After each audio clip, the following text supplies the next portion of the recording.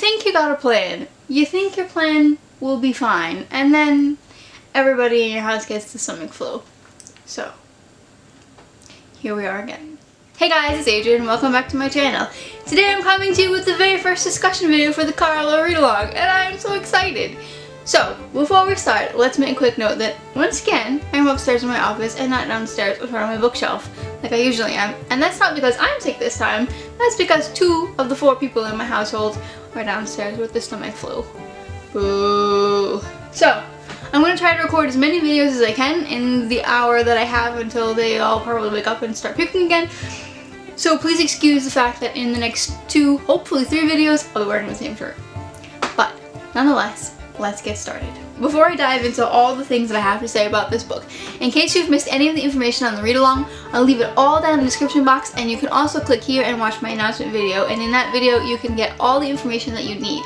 So basically the idea is that today we're going to be discussing chapters 1 to 12. If you haven't started Caraval yet, there's still time to read along, because let me tell you, I had to stop reading for 2 days because I was about ready to read this entire book.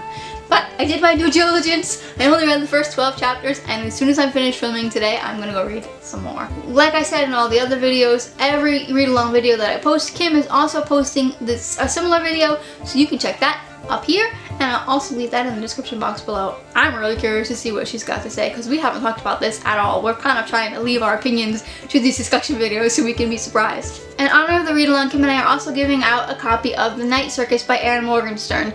So if you haven't already entered the giveaway and you're interested, it's also down in the description box below, so go check that out too, because free books. Now that all that info dumpy stuff is out of the way, let's talk about the book. Before I jump in and all my feelings and thoughts on what I've read so far, let me give you a quick introduction to what this book is about.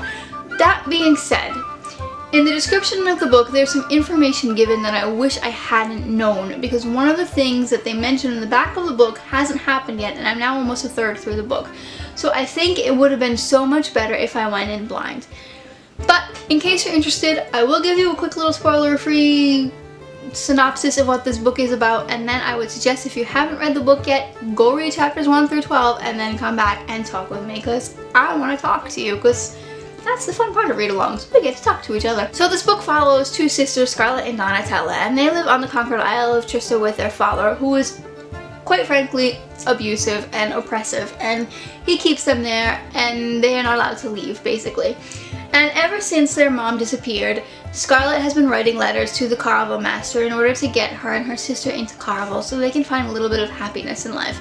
It takes 7 years for them to get a response, and finally they get their invitation, but they have to leave the island. They meet this mysterious and secretive sailor named Julian, and Julian takes them to the isle where Caraval is being held. Only when they get there, they find out that things are not what they seem, and stuff happens. Caraval is kind of like a circus slash theater slash game where you can participate or you can watch. And when you participate, you have to remember that it's only a game. Or is it? I'm not going to say anything else about that. There's less information than you get in the synopsis because, like I said, don't read it.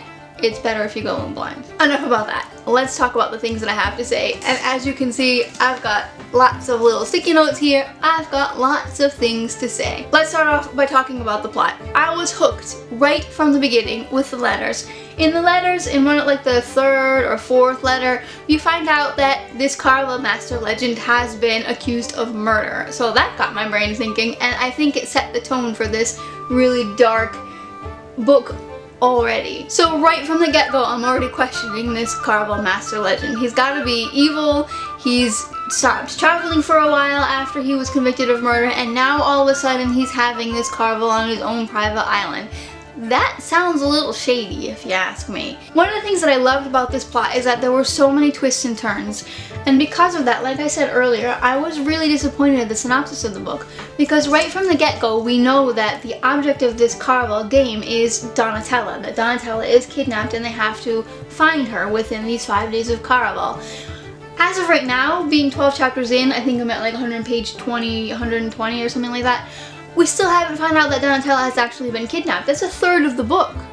I feel like they could have left that out and let us find out on our own. I think that would have been so much better because of the plot twists and turns that already are taking place. I just feel like it would have benefited it a little bit more. At least that's my opinion anyway. Speaking of plot twists and Donatella, one of the first things that kind of surprised me in this book was when Donatella and Scarlet got caught with Julian down in the barrel room. And Donatella lies to her father and says that it was her sister. That made me, I was outraged. I was like, your sister is coming to help you. What are you doing? What kind of person are you? Until I found out that in order for the father to punish one sister, he punishes the other. So she was in effect saving her sister, and I thought that was so beautiful, and I felt so guilty for kind of hating on this Donatella. There were some other things that happened that I did see coming, but still kept me on the edge of my seat. I think that this book is so good. One of the things, I'll give you an example. I can't give too many because this video will be 3 hours long. But when they had to get to their hotel and they had to get there before sunrise, Scarlet got in, Julia didn't. And the amount of dread that I felt, I don't think I have ever felt so much dread in a book. I'm just like, oh god, what's gonna happen? He's not gonna be able to get in. So my favorite thing about the plot on this book is that it is very fast-paced and it always keeps you guessing, and it's so well done and it's so good and delicious and beautiful.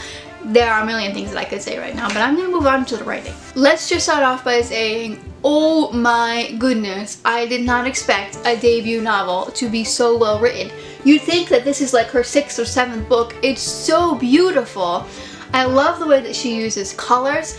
Right from the get-go, the first sentence in chapter 2 starts off by talking about colors and emotion, and I think that adds so much to the book. It makes it more real and vibrant and relatable and whimsical. I love the writing in this book. I think so far, definitely, this is the best book that I have read as of yet this year.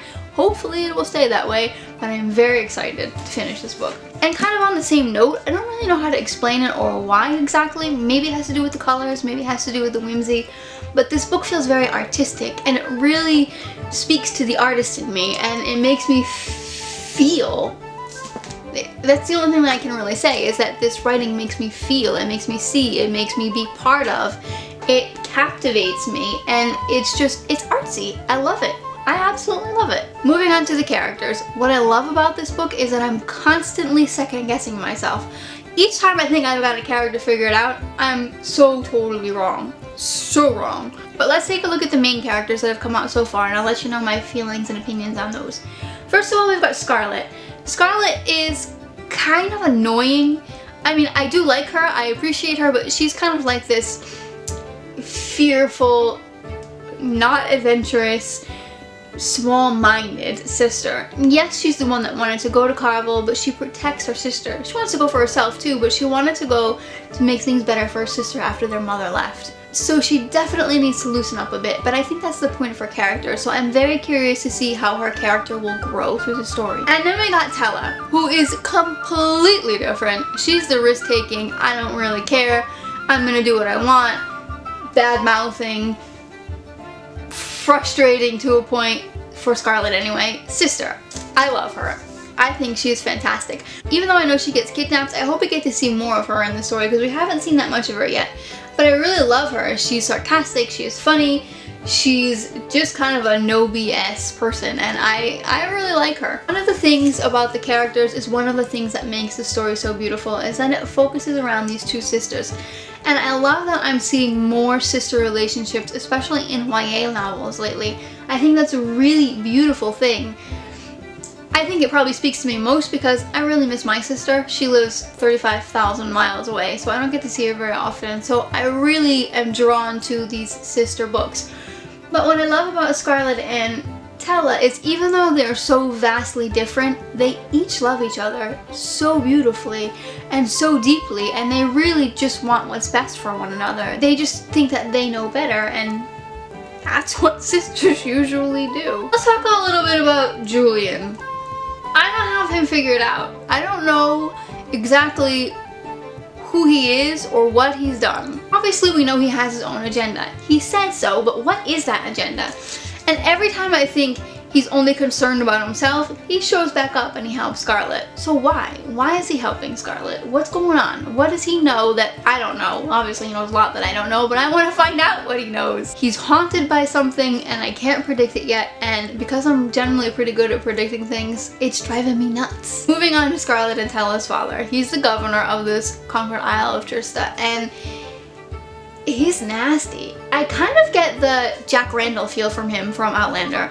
That very pristine, well-dressed, but brutal person. Brutal person. He definitely helps set the dark tone in this book. And I think that's what makes Caraval so interesting, is because it does have this dark tone that everybody keeps talking about, and I totally see.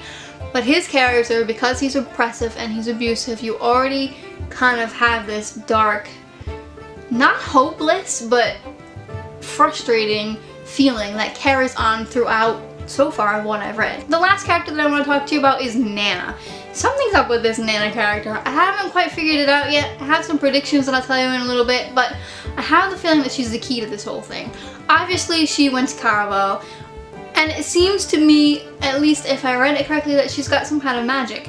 Because Scarlet was talking about when she was telling them the story, how the room transformed. So what exactly is it? We've been introduced to a few other characters, but I haven't seen enough of them to form any opinions about yet. So hopefully I'll get to talk to you about those in my next discussion video. As far as issues go with the book, I only have 2, and both of them aren't really issues of the book themselves. The first one I've kind of already mentioned a couple of times, and that's just the synopsis. I just don't like that we found out that Donatella is going to be kidnapped and that she's the reason for this whole Caraval game. I feel like they could have explained the book in a different way and just left that bit of information right out. The second issue that I have with this book is the formatting. I know it's a little bit nitpicky, but I just feel like this book feels so artsy and so beautiful and so whimsical, and then you have things like this. I don't know if you can see that, but these are the letters, and they're given by Caraval Master Legend, and they're supposed to be beautiful and magical and colorful. Now, I know that colored pictures in the book would just make printing more expensive and sales more expensive, and I'm sure there's a reason for it. But I feel like because the book was so full of color and so artsy, even a different texture or even using black and white, just making them look more interesting with more design and intricate details, I think that it just would have added to the book. And I also think that, again, I know that there is a reason for black and white printing or a reason for not having so many illustrations, but because the book feels so artsy, at least to me, I think some drawings would have been absolutely beautiful. Things are described so well, and adults like pictures. So I think that I would have really enjoyed a few drawings of Caraval. I mean, we have the Caraval map in the beginning of the book, which I do think is pretty cool, if I can find it. Where are you? There you are. I think this is pretty cool, but it could have been so much cooler. It could have had more interesting drawings throughout the book. But again, that's just personal opinion and preference. It's not really anything that I say the book gets downgraded for. I think this book is absolutely fantastic thus far. Here comes the fun part, in my opinion. I've got a few predictions. They keep changing, which is why I want to include them, because I want to look back at the end of this book and see if I was right, if I was wrong, and kind of keep you guys guessing too, and find out what your predictions are, because I really am quite curious. But if you don't want to know my predictions, if you think it might spoil the story if I am right, don't watch this part. Just come back next week on Tuesday the 14th for discussion 2. Let's start off with Nana. I think that Nana was in love with Legend. I'm not sure, I haven't quite figured it out yet. Like all of these predictions, I keep second guessing myself, I keep changing my mind. But as of this moment, I think that Nana might be the love that Legend lost to his magic. I'm not sure because Nana is old, but I don't know that Nana is old enough to have been there when Caraval Master Legend first got his wish for the Caraval. So I'm not entirely 100% sure on that, but I think at least something along those lines, Nana is involved with him in some way, shape, or form. And then there's Scarlet's mom. There has to be a reason that she left. There has to be, and I'm guessing, again, it has to do with Caraval. Everything's got to be tied into each other somehow. Obviously, that's what happens usually in books. But I can't picture their mother just walking out on them for no good reason at all and leaving them with this horrible man, even though they say that he wasn't so horrible when their mother was still around. But I'm very interested to finding out what happened with Scarlet's mom. Do you guys have any idea what happened with Scarlett's mom? Leave it in the description box, because she's one of the characters that I don't know. The Count is also one of the side characters that we've been introduced to purely by the fact that Scarlett is supposed to be married to this man. Who is he? Is he one of the characters that we've met? At first I thought maybe it's Julian. Maybe Julian's the Count. But I'm not really sure about that anymore. I'm sure we'll find out more about Scarlett's father's plan to have Scarlett married to this Count at some point. Who knows? Maybe he's Caraval Master Legend. I have no idea. I could say 1,000 more things about this book. I have written a blog post about it. I'll leave that in the description box. So if you're interested, you can go check that out too. I basically said more or less the same thing there with a little bit more details and probably a little bit more coherent. For those of you who are doing the read along, don't forget to use hashtag It's Only a Read Along on any social media. I've got this going up on my blog, on Instagram, on Twitter, on YouTube. Whatever you have, use hashtag It's Only a Read Along so that we can find you. If you have made a discussion video, leave it in the description box below because I really want to go check it out. I want to find out what you guys all think of this book so far. That wraps it up for today, guys. I hope you enjoyed this video. If you did, please give it a big thumbs up. Don't forget to let me know your opinions on Caraval in the description box below. And I will see you next time. Thanks for watching. Bye.